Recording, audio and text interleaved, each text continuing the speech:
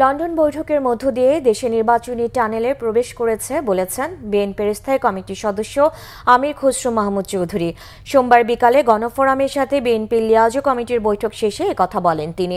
Doctor Yunus Tarique Rahman বৈঠকের পর ফেব্রুয়ারিতে নির্বাচনের ঘোষণায় ভোট আয়োজনের সব সংশয় কেটে গেছে বলেও দাবি তাঁর। জানান, নির্বাচনের তফসিল ঘোষণায় আরও কিছুটা সময় অপেক্ষা করতে হবে। সাংবাদিকদের প্রশ্নের জবাবে আমির খসরু বলেন, বিএনপি মবের বিরুদ্ধে শক্ত অবস্থানে রয়েছে, এখান থেকে সরে আসার সুযোগ নাই। দলের কেউ এর সাথে যুক্ত হলে ব্যবস্থা নেওয়া হবে বলেও জানান তিনি। গণফোরামের পর সন্ধ্যায় এনডিএম এর সাথে বৈঠক করে বিএনপির লিয়াজো কমিটি। মবক্রেসির বিরুদ্ধে বিএনপি শক্ত অবস্থানে আছে, সেই অবস্থান থেকে বিএনপি সরে দাঁড়াবে না। বিএনপি বাংলাদেশের সহনশীল, পরস্পরের সম্মানবোধের রাজনীতি প্রতিষ্ঠিত করার জন্য অঙ্গীকারবদ্ধ। এখান থেকে সরার কোনো সুযোগ নাই। এই সমস্ত মবক্রেসিতে যারা জড়িত, এটা তাদের ব্যক্তিগত সমস্যা, এটা বিএনপির কোনো সমস্যা নয়।